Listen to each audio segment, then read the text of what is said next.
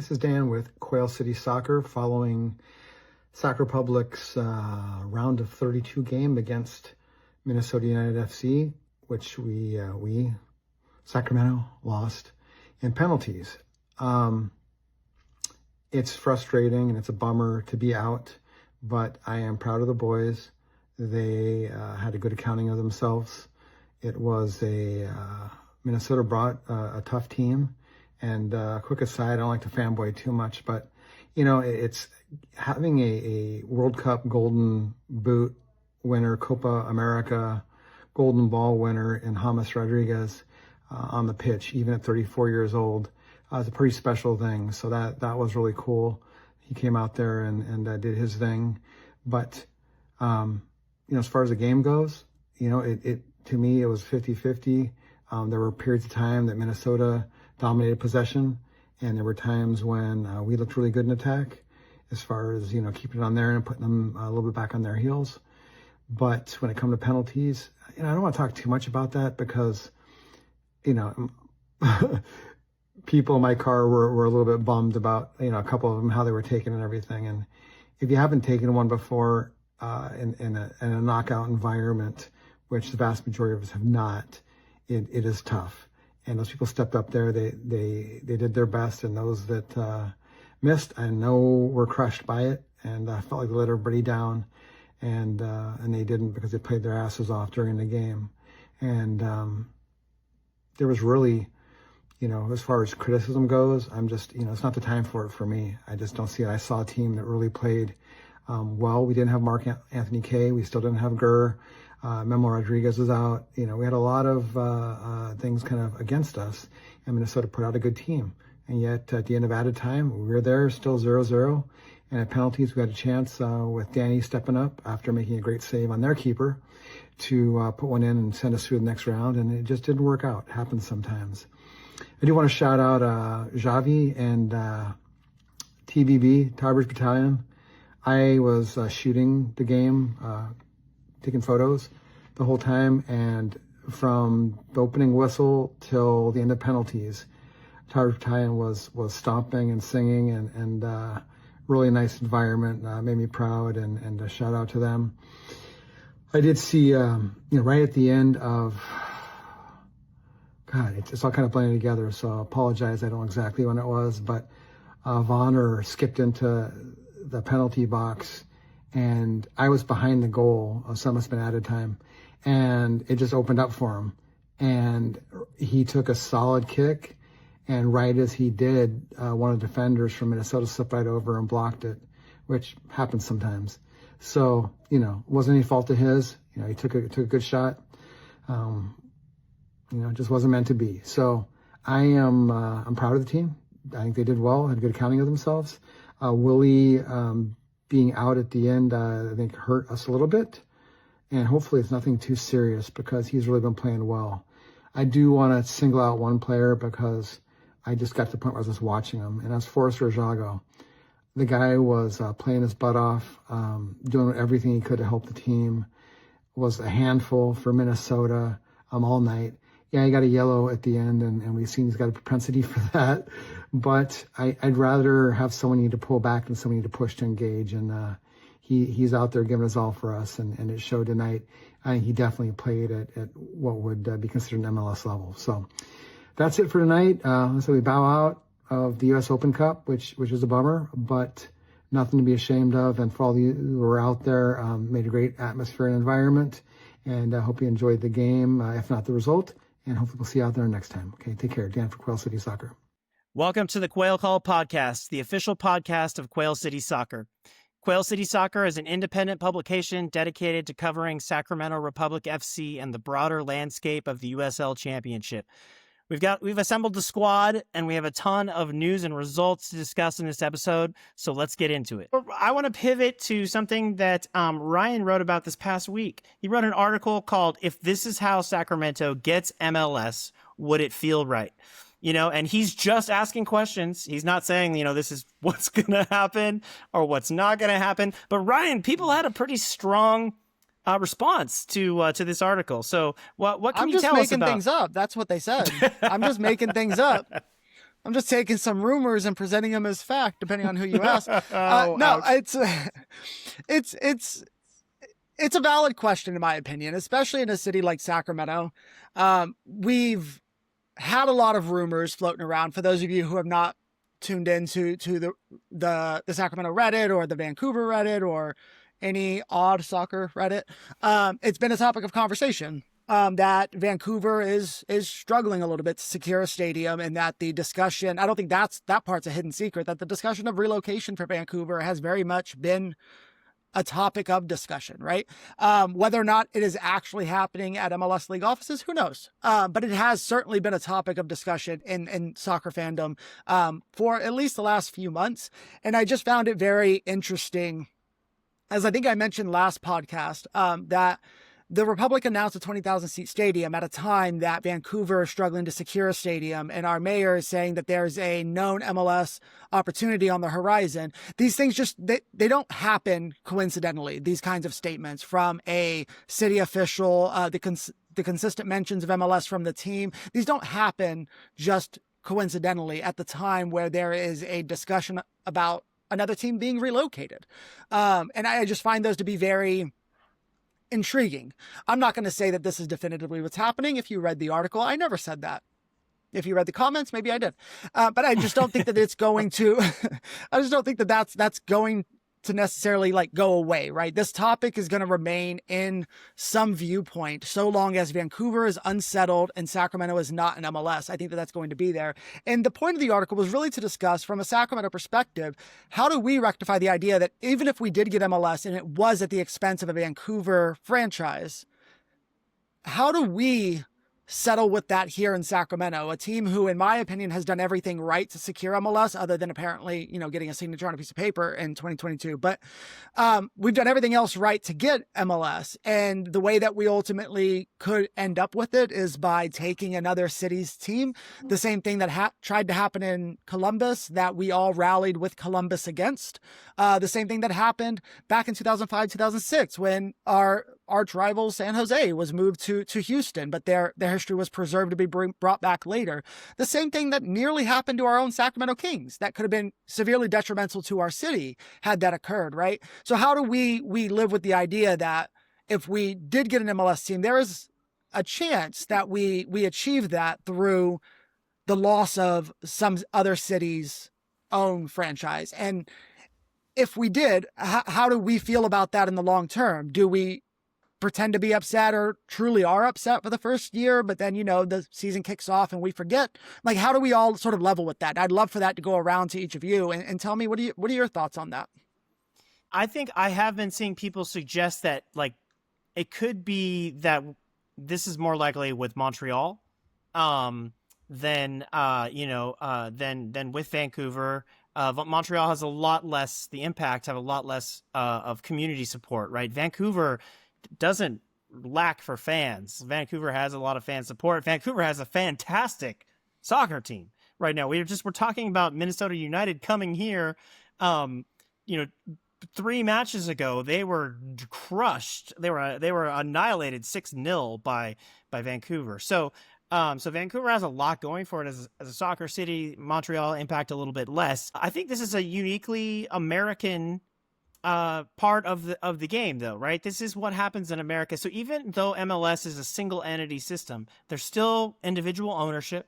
So I think this is a uniquely American thing that we're bringing here to the world's game. How I would personally feel about it, I mean, I would love for either of the Canadian teams. It would make me feel a lot better to see that team continue to exist in the Canadian Premier League, for instance, or to, even come back once, I think that's kind of the situation with the Earthquakes, right? They went to Houston and then came back when they got it sorted out.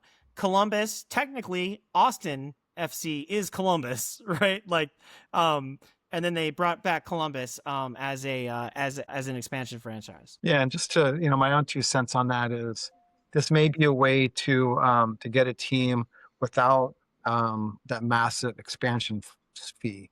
So I think that's something that would be appealing to a organization.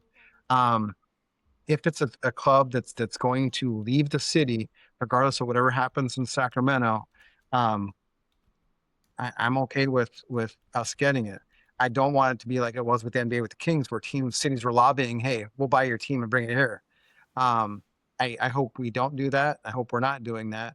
But if the writing's on the wall that due to MLS growth and what their expectations are as far as stadiums go, um, and it's the writing's on the wall that Vancouver is going to go away unless they can get that, that new stadium, then, the question for me isn't so much, us getting an MLS team. It's do we stay in the USL Championship or do we go with MLS? Because my experience with the championship has been really good. And I think I like that sort of smaller league feel where, I've met players and got to know some of them and got all kinds of stories about, like one time I gave like 6 of them a ride over to a after season party just because I had a big car and they were waiting on an Uber. And, So cool. I was talking to Tim Holt about this at the Fresno game. And, he's our new president here at Sac Republic. And to me, I care less about the league, but maintaining this sort of small town feel, because you can make fun of it. I don't want to be, I love New York City. I love San Francisco. I travel. I love the big cities, but Sacramento is not that. And while that's frequently used as a put down, I like it that way. I like that we've got a sense of community here. I like that we have a relationship with the players, with the front office. We know people there. They're friends. They're people that we can talk to about stuff, off the record and sometimes on the record. And they've been good to us as a group. So I don't want to see any of that go away. And having seen how MLS operates, it's at a more restrictive level. And and we're talking smoke, TIFOs. There's a whole lot of regulations that currently we don't have to deal with, that we'll have to deal with if we go that route. So I'm really, I won't say concerned overly, but that would be one of my concerns. And I think for me, I think to be the contrarian here, I think people are going to, as soon as we feel the team, if we get MLS and we steal Vancouver, I think after a year, people forget it. I mean, not forget it. People will bring it up. It'll come up. But look at Loyal. I mean, San Diego Loyal stopped existing because San Diego FC comes in the league. San Diego FC comes in with arguably a very, very plastic brand. I mean, their crest still looks like it's a car tire company. Does not look like it's a soccer club. It's very corporate. But the people of San Diego kind of moved on. I mean, there's still people rocking Loyal gear and talking about Loyal occasionally. But, I mean, it wasn't this big movement where all of a sudden San Diego FC didn't get fans. They're selling out, 35,000 a game at Snapdragon? And most of the Loyal diehards eventually switched over. It took a little bit of time for some of them, but they all eventually switched over. And yeah, I think that what ended up happening there was not positive, and that's not necessarily something I want to have us experience. But I also think, looking at the reality of things, that most of the fan base is going to move over. I know that apparently some of the ultras went and put a big banner on the chain link fence around the construction site that was like FMLS and no MLS in Sacramento. It's like, okay, I get it, but the reality is it's such a minority group that it's not going to matter. As for taking a team from Vancouver, I think it, like many of you said, it really depends on how we do it. If we're getting a team and it's very much with the understanding that, okay, Vancouver still exists, we're not taking their history. Vancouver is going to be in the wings to get an expansion slot or whatnot as soon as they build a stadium, and it's kind of just up to their stadium situation. I think that's a lot more comfortable than Vancouver doesn't exist anymore, and to all their fans, tough shit. Like that, I think, is not a comfortable spot to be in. And I think that's where we, as a team, like a team in Sacramento in general, will get a lot of pushback from folks if we did that, if that's how it happens. But if it's more, okay, Vancouver, you still exist, you're playing in CPL, as soon as you get a stadium, you're right back in with all of your history and everything else, then I think it's more on Vancouver, for lack of a better word. I mean, they've had how long to figure out the stadium situation? Since like 2010 when they joined the league. At a certain point, that's on their ownership group for not solving that problem that is inevitably going to be a problem. And to your point, Dan, I do agree on losing some of that small town charm and like that influence with being able to know the players and everything else, but I don't think you necessarily have to lose it. I think that's really going to depend on what the club itself fosters. You still have it.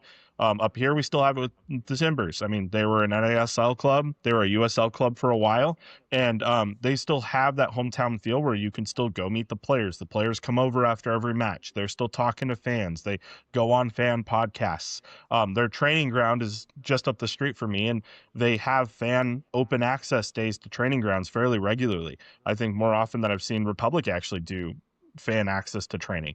So I don't think you necessarily lose it. I think that very much, I don't think MLS, let me put it this way, is not a, going to MLS doesn't mean you will automatically lose that. I think that there's a chance you lose it depending on how your ownership handles it, but there's no guarantee that our ownership goes that way. Our ownership very much has an opportunity and path to still have an open club that is much more accessible to fans while being in MLS. I think I want to just round that conversation out just a little bit and do mention that the article itself, to everybody's point, I think if there was a best case scenario, it's Vancouver stays where Vancouver's at, stadium adjacent.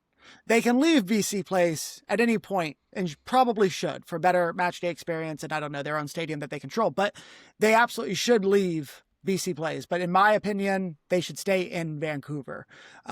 Despite the fact that they have had, only 16 years to figure out a stadium situation, they absolutely should stay in Vancouver. And I was accused of writing the article under the guise of concern. It's not the guise of concern. I don't want Vancouver. I want Sacramento Republic. And I would prefer Sacramento Republic in the USL system. I've never been shy about that. I have been quieter online about my distaste of most things MLS, in particular Don Garber.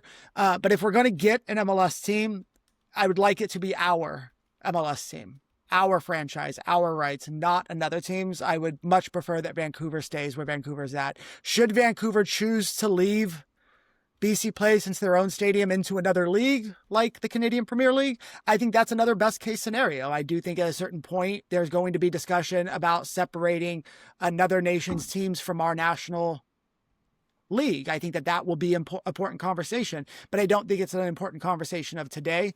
And that's where I stand on that. Vancouver stays in Vancouver. If they choose to leave the MLS, that's Vancouver's decision. I would like Sacramento's team to be Sacramento's team. Full stop. And I fully agree with you, Ryan. I do want to say, too, that I do have concerns about USL long term. I prefer the USL system, as I think many of us do. But we're, 2 years out from USL Premier supposedly launching?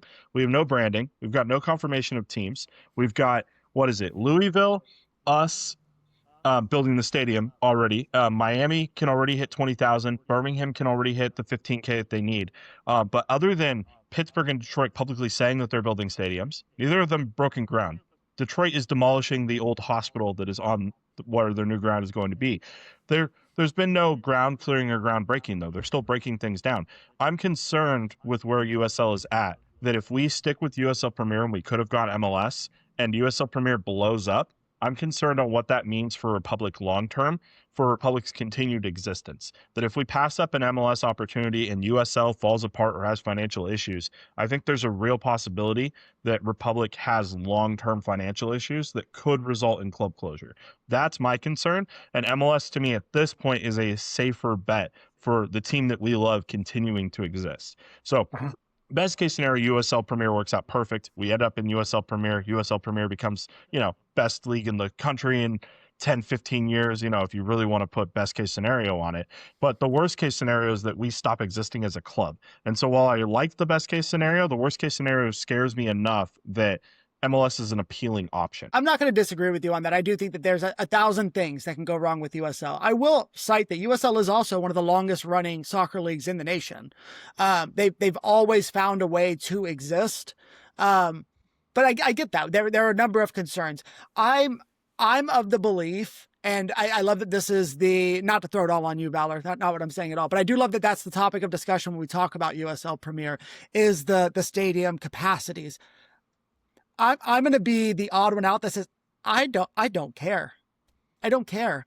I'm not concerned about the capacities. I'm a very big believer of if we build it, they will come. And I think if we make something that's appealing in a USL system, and right now, I'll be honest with you, the USL system's not that appealing. There's too many questions. There's too many things that don't sit right with me from a player, club, league perspective. The league controlling the majority of all the revenues coming in, the clubs left to fend for their own while feeding up to the league, but the league doesn't feed back down, and all of that ultimately hurting the players.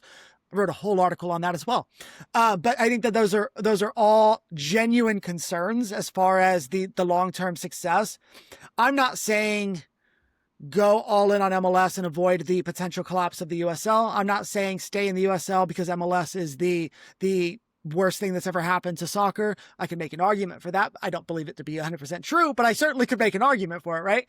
But I think what's important is that we just do what works and what makes sense. And I think that putting all of our eggs in one basket or the other is a not great idea. And I do think that if MLS is going to continue to expand, I would rather wait just a little bit longer for the opportunity for us to gain our own franchise rather than take a franchise from another city. And if that little bit of extra time allows us the opportunity to see what happens with the USL Premier, I'll be happy with that. But as far as the stadium capacities, I could care less. I play Premier. I loved seeing Luton Town in the Premier League, play in the smaller stadiums, play in the intimate stadiums. I think it's great. Yeah, but capacity that's 8,000 something, right, for Luton. Yeah, like and 8,900 that's or the something. topic that's most commonly brought up when we start discussing the USL is the stadiums don't meet capacities. How are they going to get there? Let's figure out. We're only a few years away. Let's figure it out. But let's not rush into an MLS decision by taking another city's team to avoid whatever those questions may be is kind of where I stand in the middle right now. I can see both sides. I'd rather be an MLS with a club that exists in Sacramento than to not have Sacramento at all. And to the point too with the stadiums, I think the only reason they come up is because really at this point they're the one thing holding USL back from being Premier already. I think if you look at the Premier League in England and their 8K capacity, if that was the capacity for a Division One in the US, USL would already blow that out of the water with no issue. So I think the only reason that the stadiums do come up is because US Soccer has said that that's the requirement for D1. And I think that if you look at the finances and the economics of things, most USLC teams are not making money. Last we heard, Republic has just started making money and being profitable, and there's only a couple other teams that are, and there's only so long that I think a lot of these millionaire owners are going to want to keep throwing money into a black pit that with no return on investment. And so at a certain point USL has to do something to set their product apart to start earning money. And I think that's their own Division One. Now, I think there's an argument that instead of trying to push for 15K stadiums everywhere, they say, hey, US Soccer, I think we should get D1 with 8K stadiums or 10K or whatever it is. But the fact that USL is pushing these stadiums so hard for USL Premier is what makes me know that they aren't going that route. So I think the stadiums shouldn't be the focus of the conversation, but I think they're a great indicator of where things are at for USL because that's what they need to get into that Division One sanctioning. And so I think that's the concern is if USL is going to say we're doing D1, you have to hit those D1 requirements. And if you can't hit them, I don't know where you go if your USL Premier that you're announcing doesn't launch on the latest possible date that you've already announced it. So I think that's the only reason the stadiums have to come up is because they're the only public indicator that we get of what the league wants and where it's going. But it's a I got CBA one last requirement. point. You guys are classic. All right, Dan, what do you got? What do you got, Dan? Dan's got something. It's a CBA requirement. Does the league even have a CBA? No. The answer right now is no. Yeah. So my 2 points to that is to Dan's point with the CBA. I think if we're talking D1 requirements, I think that's got to be the requirement, right? Like I think for if we expect USL Division One to Premier, which right now it's not looking super Premier to survive, I think one, let's get a CBA signed. Yeah. Let's start with that. Let's maybe start sharing broadcast deal revenues with the teams who give you the broadcast deal. But ultimately I do find a concern that like we don't see a lot of stadium progress, right? And maybe that's because of those 15,000 capacities. I think where USL Premier has the biggest opportunity to collapse in and of itself is rushing to invest in these stadiums for a product that's not there yet. I would rather see if we're going to go to promotion relegation and we're going to have a merit-based system, then let it be a merit-based system that grows organically and on its own. Build the stadiums when the time is right. I don't think it's necessarily the best interest of the league or the clubs to be rushing into these stadium ideas and starting to build them if the growth is not going to be there on opening day of USL Premier. I think let them grow organically. Start with 8,000, build to 10,000, build to 12,000, build to 15,000, but let it grow organically the way that the league ultimately will be growing organically when we hit that merit-based promotion relegation system. But the way for that to happen best is to make sure your players are safe and secure under a CBA and change the revenue sharing system from the league. And I think that if you do those two things, that USL Premier has a better chance of survival than teams that are trying to find the funds on their own, rushing to build 15,000 seat stadiums for literally no reason other than a D1 requirement from US Soccer. Final point. And I totally agree. USL Premier with all 15K stadiums that's pulling in 7,000 fans a stadium where every single stadium looks empty is an absolute disaster for USL. And I just don't think it'll work if that's what they end up trying to push. And it's exactly the same situation we're in right now, where presentation wise, these games don't look very appealing, which brings me pivoting to let's talk about the form of the team. So I don't want to put you guys on blast or anything, you being Ryan and Valor, but last week in the week 5 Quail City Soccer Western Conference Power Rankings, you guys had Republic at number 3. And since then, on the heels, had Republic at number 3 on the heels of a strong 2-0 victory over Phoenix. Then we traveled to a team at number 11 in the power rankings, Las Vegas Lights, and we drew 1-1 with them. Mark Anthony Kay, God bless his heart. I mean, I'm so grateful that he has come down from his lofty perch to the Republic, and he's bringing a ton of experience. And he got his first goal. It was an inauspicious goal.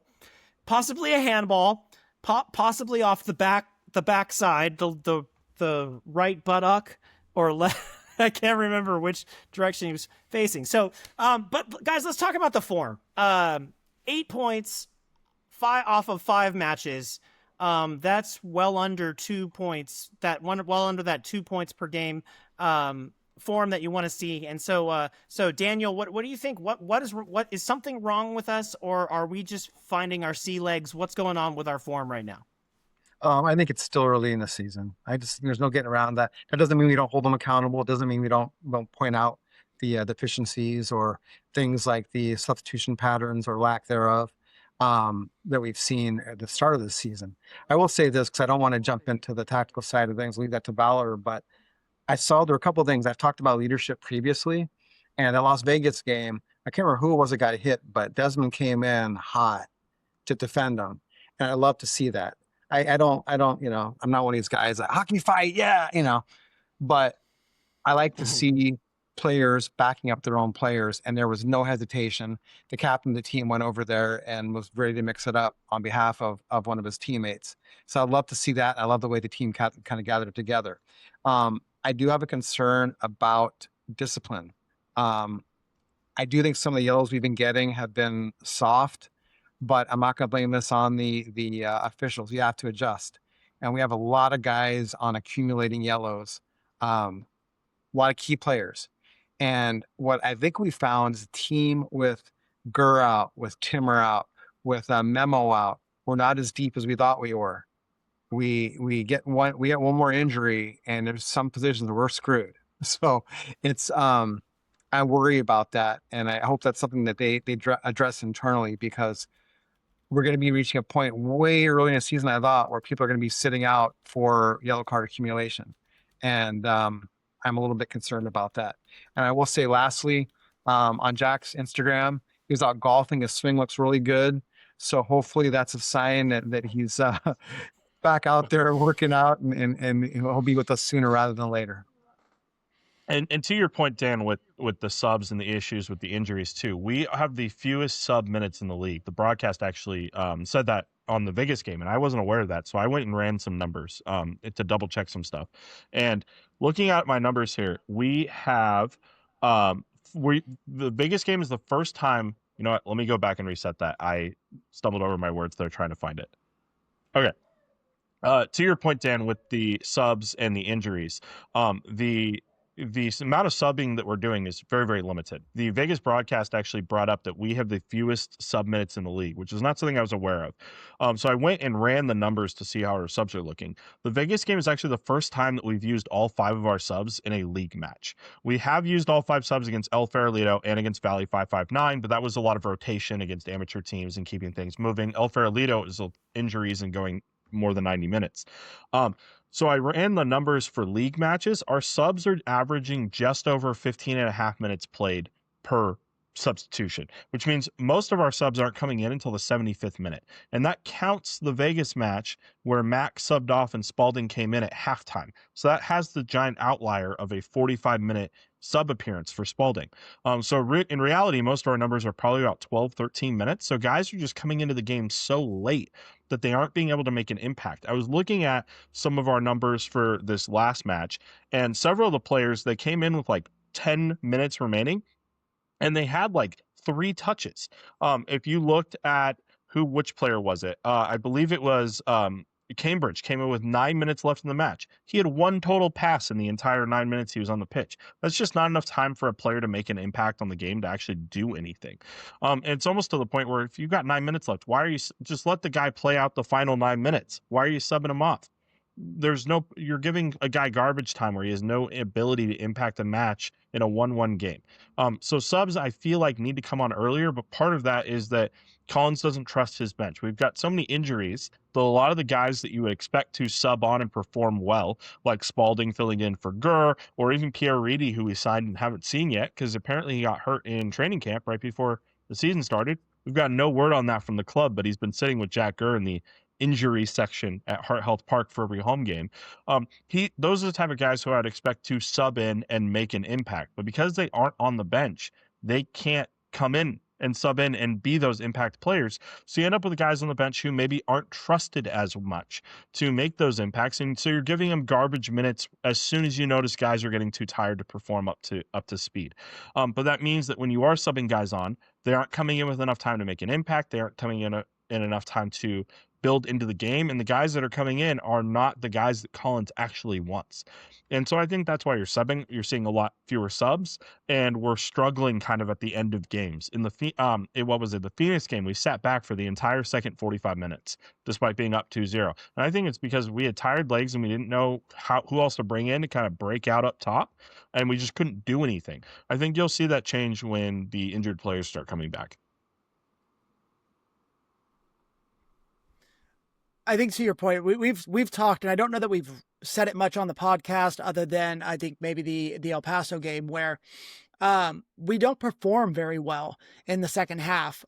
It seems we seem to taper off, and the El Paso game was the anomaly, right? Because we seem to find the game in the second half a little too late, mind you, but we did seem to find it. And the argument that we made last season when this was occurring, when we were giving up late goals, was that we are sitting back in the second half and we're making substitutions far too late.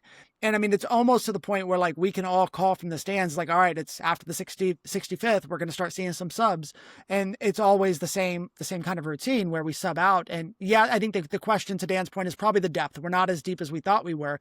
And a lot of that could be argued. Maybe we would be if we had the players who are injured out there playing and we were subbing in the players who are currently playing, or vice versa, right? I think that's when we'll start to see it. And I mean, we talked on the last episode, when does unlucky stop being unlucky? It's when we have a full squad, but it is questionable to me, the subs. And I love that you ran the numbers, Valor, because we talked about it all through last season and we never really looked deep at it. But yeah, 9 minutes is not enough to do anything. And the subs have always come too late. And when we're not performing through that first half or through that second half in other games, we sub still around the 70th minute every time. It feels. I didn't look those stats up, I'll be honest. But it seems like we always sub around the 65th to 70th minute. And that's not enough time to make a true impact. I mean, 20 minutes, it can be. But if it's not working, it's not working. And 9 minutes certainly isn't helping. Let me throw you some more numbers at you, Ryan, on that point. So Chibi is actually our second most subbed on player. Our most subbed on player is Kyle Edwards, our super sub. He's averaging just 15.6 minutes per sub. Chibi has four times he's subbed on, and he's averaging just 11 minutes when he's subbed into games. And that's average. A couple of these times he's coming in with 2-3 minutes left in the game. It's like, okay, did Kleeman or Desmond just lose steam and we had to panic? Get them out. We just need a fresh set of legs. Throw Chibi in there for a couple of minutes. Doesn't feel like it actually gives any of these players enough time, and I don't think it's actually fair to the player subbing in either. It's not really fair to Chibi that he's got to come in all of a sudden. You're coming into a full speed match. You get 6 minutes or 4 minutes, and we need you to panic defend for 4 minutes. Like some of these other numbers too. I mean, you've got let's see, Strasburg came in for 13 minutes on average. Blake Wiley has subbed in on average for 2 minutes every time he subs in. He gets 2 minutes worth of game time. It's just not enough time. Pep Costas 15 minutes when he subs in.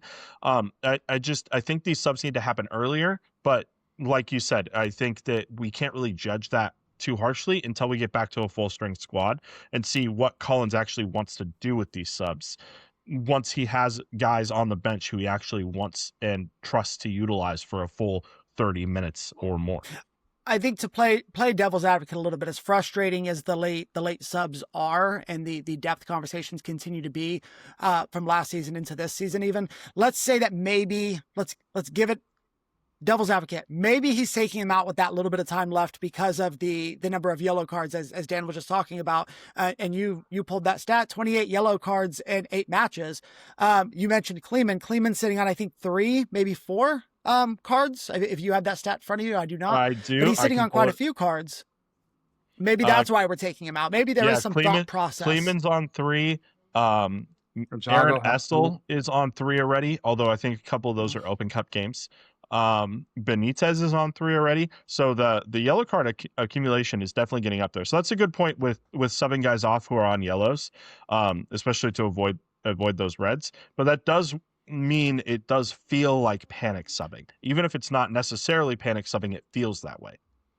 It does, but also it's not just taking them off to avoid the reds. It's also taking them off just for the accumulation as the season goes on. And again, we're quoting those. We don't know off the top of our heads or with the stats in front of us whether or not they were Open Cup or league matches. So those two may not correlate anyway. But the accumulation does start to become an issue when you're already dealing with the depth conversation and the injury list that we have or don't have because they don't share it. But the injury list we know exists. That could be potentially why we're seeing those kinds of subs. Well, one good thing is that we are welcoming back Mayele Malongo. He's coming back from his time with the Malawi men's national team. He played in the Four Nations tournament held in Botswana. He talk about not enough time to impact the game. He came in the 90th plus 2. And there was 4 minutes of stoppage time this was one of those like 4-team tournaments. It's a friendly in Botswana, but he came in as a late substitute. And then they went straight to penalties. But I will tell you this, and then Malawi went down 9-8 on penalties against Zambia. But Malongo, he converted his penalty though, so he was the fifth up, converted his penalty. That bodes well, right, for the future if we got to go to penalties and he's on the field. Then he did, the coach switched it up. He started and played the full 90 in the third place match, which unfortunately Malawi went down 1-0 to the host Botswana. So they didn't win either of those games, but getting Malongo back is great. My understanding is that Kimbrough was back after playing with Mexico's U16 national team and is now going again, or has been named to the U.S. Men's under 16 national team. And so I know which team I think he should choose when the time comes to represent, but we can leave that for another time. We're getting some of this depth back, but I don't want to overestimate how much are we missing Jack Gurr? I mean, probably many games, the single most impactful player on the field has not featured for us in the first 5 matches. And I know Daniel, he sits near you. You see him in the games. Can you quantify this? The lack of him in the lineup for these 5 league matches where we only have 8 points. We're missing him 0.73 soccer units. I think I did the calculation. And no, seriously, Jack is so active and covers so much ground. He typically runs the opponent to death. So there's that part of it. He's also one of our best crossers of the ball. And I think we've been seeing that As much as Ajago can create a bit for himself, as can Edwards, we haven't been seeing a whole lot of good crosses coming in from the wings. And that's something that Jack is really good at. And then his leadership too. I mean, he's a fiery individual. I mean that in a very positive way. He's not negative, but he gets hyped up for the games. He expects a lot from people around him, expects a lot from himself. So I think we miss him a lot. And I think people forget about Timmer, because I think where we talked about, Chibi getting minutes and everything. A lot of times there's really, we have three center backs basically. And Timmer played really well for us when he played last year before his injury. So I think if we can get him back and going, which will be a little while, I understand, it's going to have a huge impact. But Jack is, as people have said, he's literally one of the best at what he does in the league, if not the best. So it's the absence hurts. Yeah, recently the athletic it's an athletic soccer show. We're asked to name a best 11 for USL Championship, and they in just straight off the top of their head, Vidiella and Gurr in the best 11. So way better than the league propaganda. Valor, go ahead and say what you were going to say.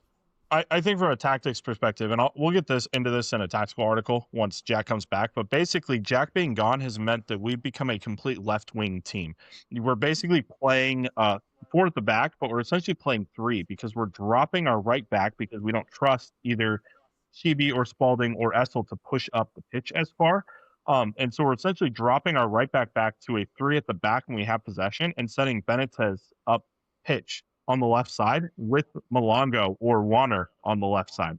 And so you're losing the entire right wing of the pitch. And that's why I think Arturo hasn't really had a whole lot that he's been able to do, is because he's being isolated on an island without Gurr being up there to kind of drive up that wing. So I think once you get Gurr back, I think you'll start seeing a lot more of that right wing play, and teams will have to consider both sides of the pitch against us. Right now, I think we saw it against Vegas, and Phoenix tried to do it. They tried to really, really force their defense against our left wing because that's where they knew we were strongest, and we couldn't pivot and hit on the right side.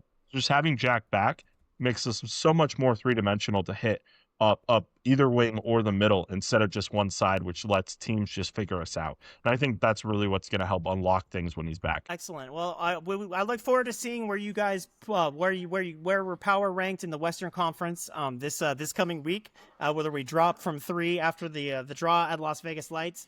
Spoiler: it is not a good spot. It's not a good spot. Okay, all right. So spoilers. Our readers are gonna look forward to that. We got a little teaser here. So our next two matches, aside from the Open Cup, are away to Brooklyn FC on Tuesday. This is like old school, but set your DVR. It's gonna kick off at 4:00 Pacific Standard Time. Regular broadcast partners there, ESPN Plus and Fox 40 app. And then we are so we do have extra rest coming up after the Minnesota United game, full week, not extra rest, but a full week of rest. And then we're going to be at home. We're kicking off with the Prinz Tire Cup, formerly Jägermeister USL Cup group stage. We're going to host Spokane Velocity Saturday, April 25th at 7:00 p.m. out at Heart Health Park. And so what are we looking for? What do we want to see in these matches? And maybe we just can do a rapid fire prediction. So I'll start. I'm going to say away to Brooklyn FC. A solid home support that they have there. Looks like a lot of excited fans. I think that we can get it done. I think we're going to win 2-1 because when I expect us to play well, we don't. And when I don't expect us to play well, we do. And so I don't expect that much away to Brooklyn. And then Spokane, League One side, Spokane, right? So we should beat Spokane at home comfortably 3-1 in the next match. So I'm going to go around to my right, and that's going to be Daniel. Daniel, so give us your prediction. Yeah, say Brooklyn. I feel a 2-1's probably on it. They have been playing better later. I think going into the season, we thought they were going to be a real weak team, but they've got a good coach. I saw on Devin Kerr's podcast. I really enjoyed listening to him. It seems like he has a good idea what he wants to do, and it's impacting it. Velocity, I'm going to say, just because I like to see goals, I'm going to say 4-0. That we have a good defensive night and we score some damn goals. Go ahead, Valor. I'm going to go for Brooklyn. We should win that game. They beat Charleston 3-0, but that's really been their only good showing on the season. I think, especially with the extra rest that we get, I think we win at 2-0. And Spokane, I think, surprises us. They're actually a decent USL One team, I think, that are underrated, especially to sit back and play defense. I think we draw them 2-2. And as a reminder, basically any draw in the USL Cup basically eliminates us from advancing out of group stage, bar other teams having collapses. So I do not have high hopes there. I think we have a 2-2 draw with Spokane. I'm going to say I also wrote down 2-0 for Brooklyn, and I'm going to stand by that. 2 wins all year long so far. Only 1 win, 4 losses in the last 5. I think that's going to be an easier one for us, but we are on the road, so anything can happen. And then I'm going to take 2-1 on Spokane. I think they are a good side, but I think we're at home. They're traveling. I think we can pull it out with a solid 2-1. All right. Well, we're really looking forward to what's gonna happen. Thank you for sticking with us this long. If you've made it to the end of our podcast, as always, don't forget to check our website www.quailcitysoccer.com. We report Sac Republic news as it happens in real time, and if you want to support our work, consider buying some of our merch from the Quail City Soccer Exchange. We have all kinds of incredible things, and I can't tell you. I'm sworn to secrecy by a variety of different NDAs that Ryan has asked me to sign. But we have some really cool merch coming in the future. And so keep your eye on us, and we'll see you on the next episode of the Quail Call podcast.